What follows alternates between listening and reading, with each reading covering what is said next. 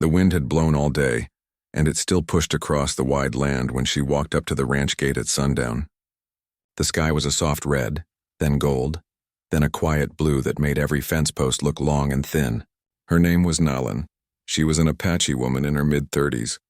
Her clothes were dusty from the road.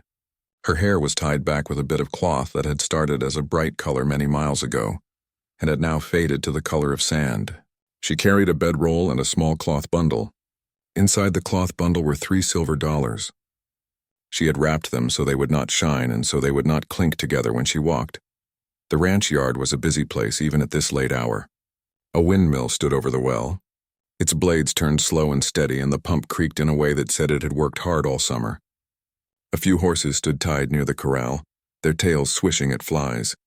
2 ranch hands were bringing in tools. A neighbor, a broad-shouldered man named Caleb, had ridden over and now leaned on his saddle horn, talking with the ranch owner, Tom Calder. Tom was a quiet man with watchful eyes.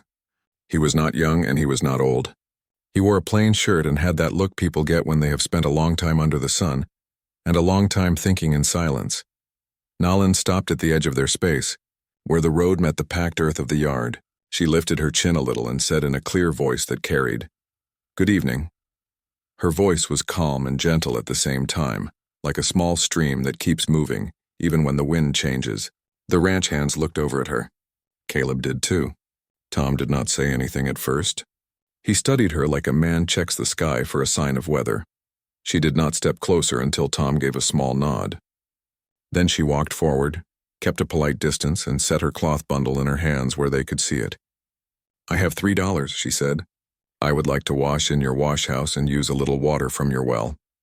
She said it like a simple request, not small and not big, just a thing spoken in good time. She did not ask for a place to sleep. She did not ask for food. She asked for the wash house and a little water. The ranch yard seemed to hold its breath. The windmill creaked again and a horse shook its head, and then Caleb spoke. "Water is tight," he said, not unkind but not warm. "It is a dry season." One of the ranch hands nodded and said they had been careful with every bucket for weeks. The other hand looked at Tom, waiting for him to answer. Tom let the quiet sit a little longer. He looked at Nalin. She met his look without a challenge in her eyes, only steady patience. He saw the dust on her shoes, the careful stitching on her shirt where she had mended a tear, the way she held the cloth bundle with both hands so it would not drop. He noticed that she stood in the open and did not hide who she was or where she was going. Some people use extra words when they are unsure.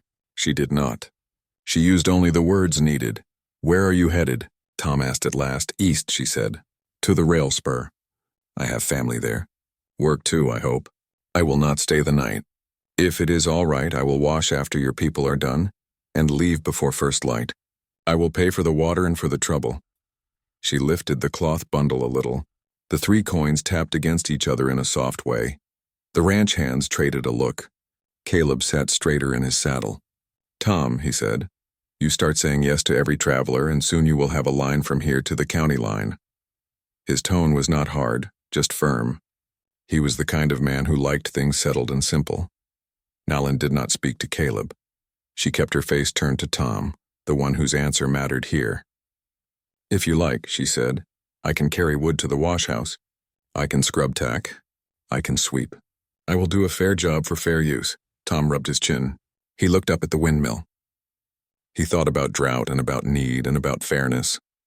He had known need. He had seen faces like hers before, people on their way from one season of life to another. He said, "You can use the wash house tonight after the hands are done. Draw from the lower cistern. Leave by first light." He looked at the cloth bundle. "All right, I will take your $3. Nalin gave a small nod that was almost a bow. She stepped forward and unwrapped the cloth, and the 3 coins shone for a moment in the evening light. She placed them on the shelf inside the wash house door where Tom's tools also sat. Tom watched her do it. He felt a strange pull when he saw the coins there. He was the kind of man who kept old nails in a jar because there might be a use for them later.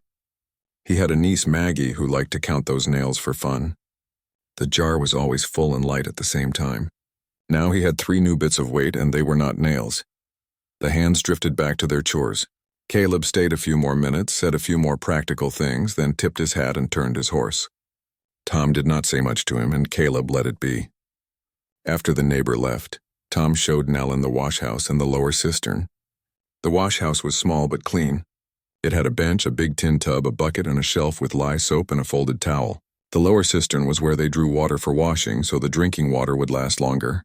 "I will not be long," Nellen said. Tom nodded and walked back to the house. The yard settled into the soft sounds of day turning into night. Crickets started up in the grass beyond the fence. A lantern was lit on the porch. The horses made slow, easy steps in the corral. Nellen began to work, and she worked like someone who listened as much as she moved. She filled the bucket from the lower cistern, careful not to spill. She poured water into the tin tub in small amounts, the way you might pour a story into a quiet room so it can be heard by everyone. She washed her shirt first, scrubbing out the dust and the sweat. She rinsed and wrung it and hung it to dry on the line by the washhouse door. She washed her blanket next. It was heavy when wet, but she lifted it in a strong, even way. She washed her hands and face last, and the water turned the color of the road for a moment, and then ran clear again. Between tasks, she mended a sleeve with a neat line of stitches. She checked a seam on her blanket roll and tied it better. She moved like someone used to doing many small things without hurry, each one done right. When she leaned past the washhouse door, she could see the windmill. She could also hear the way the pump creaked and then paused and creaked again. To most people, it would be just a sound. To her, it told a small story about a pin that was not sitting true, or a place where metal had worn a little ridge and now rubbed. She finished her washing, put the soap back on the shelf, and carried the empty bucket to the side of the tub. Then she walked out to the windmill and stood very still for a moment, watching the blades, watching the shaft, listening to the creak. The stars had begun to come out. The sky was deep blue. She opened a small pocket tool she kept tied into the hem of her bedroll. It was a simple tool made to do simple things. She set the tool to a little burr where the pump linkage met a pin, and she filed the rough spot down with slow, even strokes. She did not force anything. She did not change what did not need changing. She only took away what did not belong. When she was done, she touched the pin to see if it sat better. It did. Back at the house, Tom stepped onto the porch with a cup in his hand and watched her from a distance. He did not call out. He did not want to startle her while she worked. He saw how careful she was. He noticed how she left everything as neat as she found it, or a little better. A small shape ran past the porch then, quick and sure. It was a little dog, pale and lively, with a short tail that wagged without stopping. "Pepper," a light voice called. "Come back." The voice was Tom's niece, Maggie. She was 8 years old and had a head full of ideas and questions and a strong wish to be helpful. She ran after the dog and then slowed at the porch steps when Tom said her name. "Pepper will come," Tom said.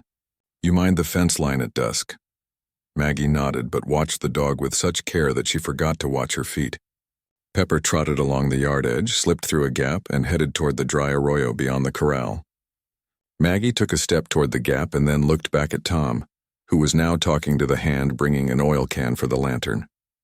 She decided she could go 2 steps and call Pepper back herself. It felt like a brave choice. It felt like the kind of help adults like to see.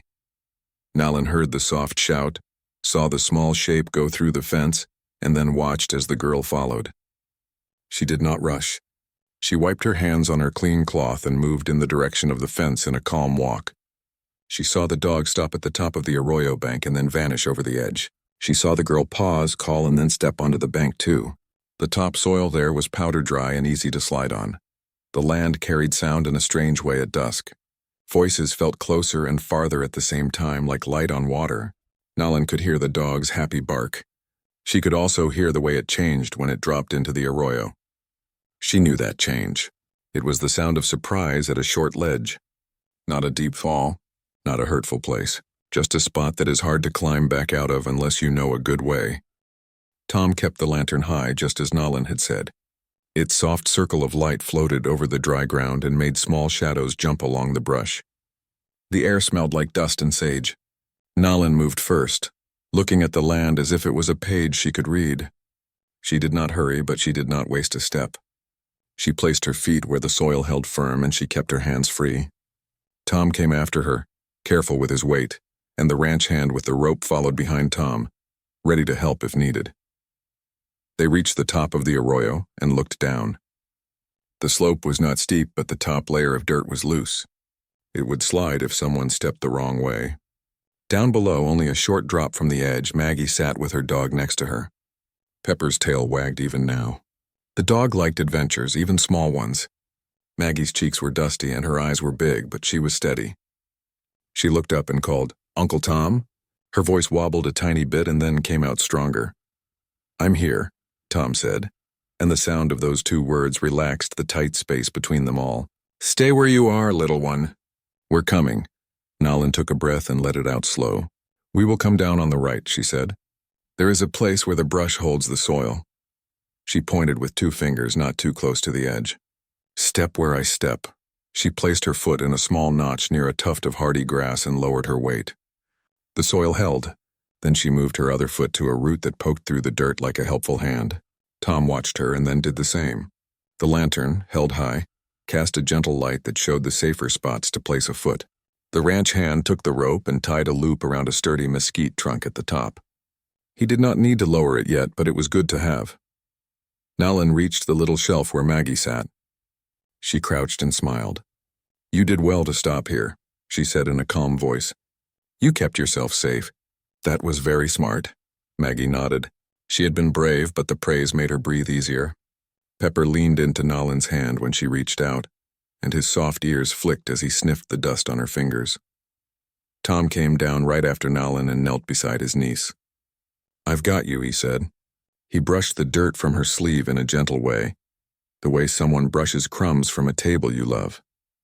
"We will go up slow, step by step, and we will be home in no time." Nolan showed them the path back up, the mirror of the steps she had used to come down. She guided Maggie's feet with short, clear directions. "Here now, here. Hold the root.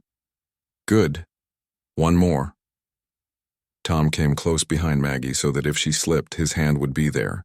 She did not slip. The land liked careful feet. The ranch hand kept the rope ready and moved his body a little to balance the pull on the knot, but they did not need the rope at all. At the top, Maggie turned and looked back down at the short drop. It seemed smaller already, like a picture you push away on a table. "Thank you," she said to Nolan. She meant it the way a person means it when they feel safe again. "You called out so we could find you," Nolan said. "That helped us all." Pepper wagged as if to say he had called out too in his own language. Then he shook, sending little bits of dust into the air, and sneezed. They crossed back through the gap in the fence into the yard. The porch light looked warm and kind. The sky over the ranch had changed from deep blue to a soft night. The stars were brighter. The windmill turned with a smoother sound now, softer and more even, as if the night itself had been polished. Two more riders had come up during the search. One was Caleb, the neighbor who had been there earlier, and the other two were men from his crew. They had seen the lantern light and heard voices, so they had come to check. Caleb sat tall on his horse and studied the group as they all came back into the yard. His eyes went from Nayland to Tom to Maggie and then to the rope tied on the mesquite. "All right here?" Caleb asked. His voice was careful in a way that could go either way, kind or cold depending on the answer he got. "All right," Tom said. His tone was clear and even. Maggie got herself stuck on the shelf. She called out and we brought her back up. One of the men from Caleb's crew looked at Nayland and then at the ground near the fence. He frowned a little as if he was trying to sort a puzzle without all the pieces. "Who showed the way?" he asked. Nayland did not answer for herself. She did not need to. Tom said she did and nodded toward Nayland. "She read the land and guided us." Caleb shifted in his saddle. He did not say anything for a breath or two. Then he said, "Well, good. Everyone safe." His eyes slid to the wash house, then to the shelf by the door where the 3 coins lay. The light from the porch touched them and made them shine a little. Caleb pressed his lips together, and for a moment his face held a question, like a small cloud that did not yet know if it would bring rain. Nayland did not push that cloud. She let the silence sit. She put her attention on Maggie, who was now busy smoothing her dress and giving Pepper a very soft scold for running off. It was a gentle scold, the kind that comes from relief. The ranch hands came close too. One of them, a younger man with a quiet smile, said to Maggie, "I'll fix that fence gap tomorrow." He ruffled Pepper's head, and Pepper licked his fingers. Tom looked toward the windmill and then back at Nalin. "You did something to the pump," he said. Not as a charge, but as a simple truth he had noticed. "There was a rough spot on a pin," Nalin said. "I filed it down so the parts move clean." She spoke in a modest way, matter of fact.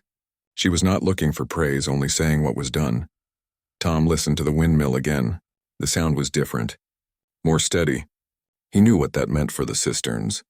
A steadier pull, less strain, a little gain every hour. Over a week, that could matter. Over a month, it could matter a lot. Caleb heard it too. He tilted his head. "Huh," he said, letting out a small breath. He looked at Nalin again. This time his look was less stiff. Not warm yet, but not hard either. He nodded once, a very small nod, like a gate that is lifting its latch a little. "Come inside and wash up," Tom said to Maggie. "Then you can thank our guest proper." He looked at Nalin. "There's coffee if you'd like." "Thank you," Nalin said. "I will take the coffee and then be on my way before first light." They went to the porch and Tom held the door for them. Inside the kitchen, a lamp burned on the table. The walls held simple things: a shelf with jars, a peg with a coat, a small picture of a green river. Everything was neat, made with care. Maggie washed her face and hands in a small basin, then washed Pepper's paws too, which Pepper did not love but accepted with saint-like patience. Tom poured coffee for Nalin and himself. He added a bit of hot water to hers to make it gentler, the way he did for guests who had been on the road. Nalin took the cup in both hands and warmed her fingers. The heat went from her hands into her shoulders and then into her back. It felt good. She sipped and felt the simple strength in the drink. Pepper laid his head on Maggie's foot. The ranch hand with the rope leaned against the doorframe and let his breath come back to normal. Caleb did not come inside. He stayed on the porch for a minute, then said to his men, "We'll head on." But before he left, he stepped close to the wash-house shelf and looked at the 3 coins there. He did not touch them. He only looked. He nodded again, a touch deeper this time, and then he swung up into his saddle and rode away with his men. Their horses' hoofbeats faded into the night like quiet drumming.